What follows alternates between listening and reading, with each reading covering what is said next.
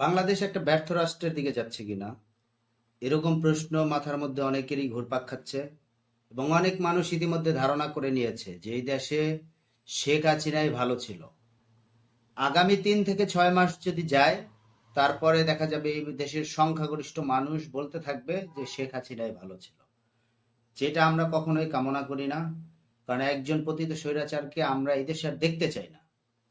কিন্তু বাস্তবতা হচ্ছে এই মুহূর্তে কোনো কিছুই ডক্টর ইউনূসের নিয়ন্ত্রণে নেই।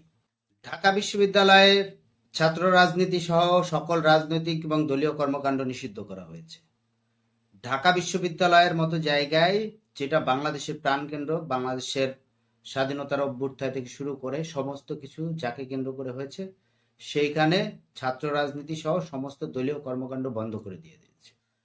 দ্বিতীয় হচ্ছে যে সেনাবাহিনীকে বিচারিক ক্ষমতা দিয়ে দেওয়া হয়েছে। ইতিমধ্যে আমরা দেখেছি সেনাবাহিনীর হেফাজতে বেশ কয়েকজন নিহত হয়েছে এবং এর আগেও যতবার সেনাবাহিনীকে বিচারিক ক্ষমতা দেওয়া হয়েছে, সেনাবাহিনীর মাধ্যমে এরকম কিছু ঘটনা, অনাকাঙ্ক্ষিত ঘটনা ঘটেছে। কিন্তু সেনাবাহিনী তাদের সেই আচরণগুলোকে নিয়ন্ত্রণে নিয়ে সেই বিচারিক কার্যক্রমগুলো পরিচালনা করাটা কতটা চ্যালেঞ্জ, সেই চ্যালেঞ্জকে তারা কতটুকু মোকাবেলা করতে পারবে সেটাও দেখার অপেক্ষা আছে। সেনাবাহিনীকে বিচারিক ক্ষমতা দেওয়ার পরে মির্জা ফখরুল তার বিপক্ষে অবস্থান নিয়েছেন। কমিউনিস্ট পার্টিও তাদের আলাদা করে বিবৃতি দিয়েছেন। কারণ ইতিমধ্যেই সেনা হেফাজতে ময়মনসিংহে সহ আরো কয়েক জায়গায় কয়েকজনের মৃত্যু হয়েছে। যে দুইটা জিনিস নিয়ে আজকে একটু বেশি বলবো, তার মধ্যে একটা হচ্ছে আজকে বাইতুল মোকাররমে মারামারি হয়েছে। ইতিপূর্বে বাইতুল মোকাররম কেন্দ্রিক অনেক মারামারি হয়েছে, অনেক অনেক গ্যাঞ্জাম হয়েছে, কিন্তু এটাই প্রথম যে বাইতুল মোকাররম মসজিদের মধ্যে কোনো মারামারি হয়েছে, এটাই প্রথম। এর আগে বাইতুল মোকাররমের ইতিহাসে আহ, আমরা দেখিনি যে বাইতুল মোকাররম মসজিদের মধ্যে মারামারি হয়েছে। এর আগে আমরা অনেক দেখেছি যে বাইতুল মোকাররমের উত্তর গেট, দক্ষিণ গেট, আশপাশকে কেন্দ্র করে অনেক রকমের মারামারি হয়েছে, অনেক ঘটনা ঘটেছে। কিন্তু এটাই প্রথম যে বাইতুল মোকাররম মসজিদের মধ্যে এবার মারামারি হয়েছে। ধর্মকে কেন্দ্র করে কি এই মারামারি হয়েছে? ধর্মকে কেন্দ্র করে যদি এই মারামারি হয়ে থাকে, সেই ধর্ম আমি মানি না। ধর্ম এরকম বলেনি। শুধুমাত্র চেয়ার দখলকে কেন্দ্র করে এই মারামারিটা হয়েছে। এক পতিত স্বৈরাচারের দালাল ছিল বলে চিহ্নিত করা হচ্ছে এক খতিবকে। সে পতিত স্বৈরাচার পালানোর পরে সেও পালিয়েছে, আর একজন এসে বসেছে। সে পুরাতন জন চলে আসায় সে জায়গা ছাড়তে নারাজ। এরকম ঘটনাগুলো আমরা সবাই দেখেছি। এই ঘটনাকে কেন্দ্র করেই আসলে এই মারামারিটা হয়েছে। কিন্তু বাস্তবিক কথা হচ্ছে যে আমরা যে যেভাবেই দেখছি, নিরপেক্ষ জায়গা থেকে যদি আমরা দাঁড়িয়ে দেখছি, এই মারামারি হয়েছে শুধু ক্ষমতার ভাগাভাগির কারণে, চেয়ার দখলের জন্য।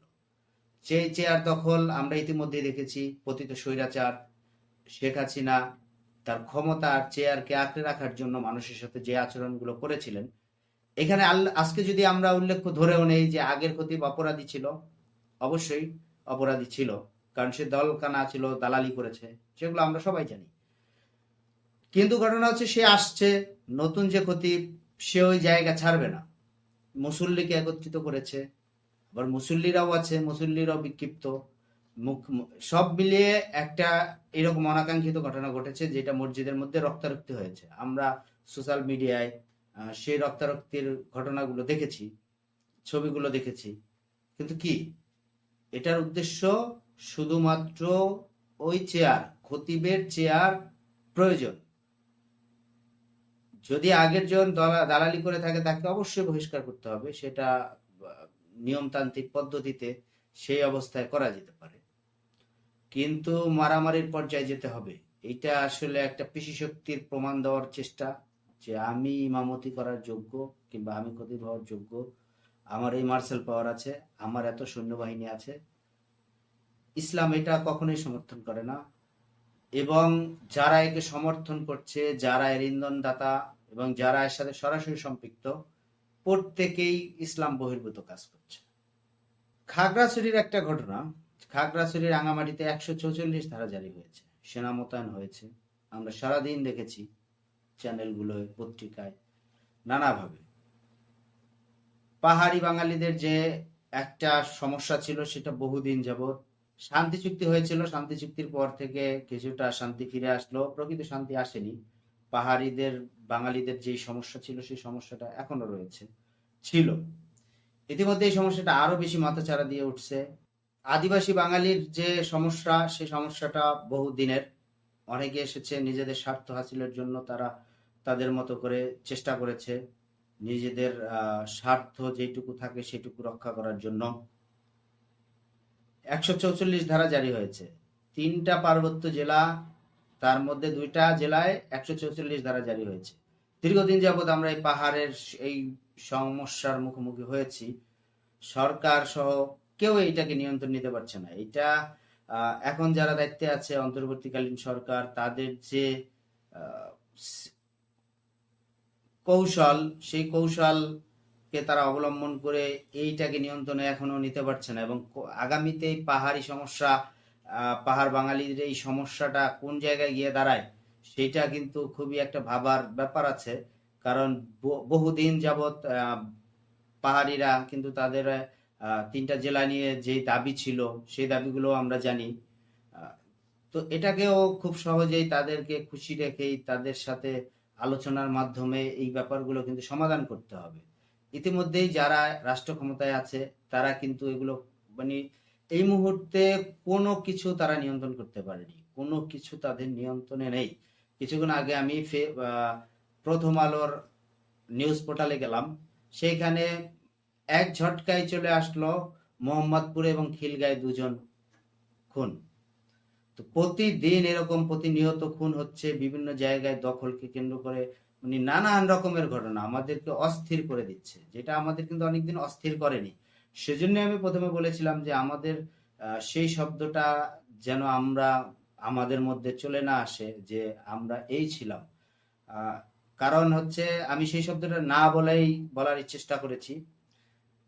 কারণ হচ্ছে যে এখন যে অবস্থা চলে, আগামী 2-3 মাস যদি এই অবস্থা চলতে থাকে তাহলে এদেশের মানুষ সেটা বলতেই বাধ্য হবে।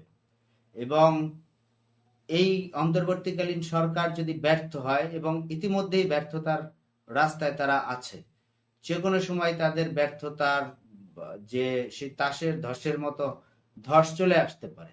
আমরা সেটা কখনোই কামনা করি না। একটা বিপ্লবের মাধ্যমে এই সরকার গঠন হয়েছে, কিন্তু সরকার নিয়োগ প্রক্রিয়াগুলো যাদেরকে যাদেরকে যে জায়গাগুলো দায়িত্ব দেওয়া হয়েছে, সমস্ত দায়িত্বের জায়গাগুলো নিয়ে প্রশ্ন উঠতেছে, এবং এমন ভাবে প্রশ্ন উঠতেছে যে মনে হচ্ছে যে এই সরকার ফেল হবে। এই প্রশ্নের উত্তর যেন এই না হয় যে এই সরকার ব্যর্থ।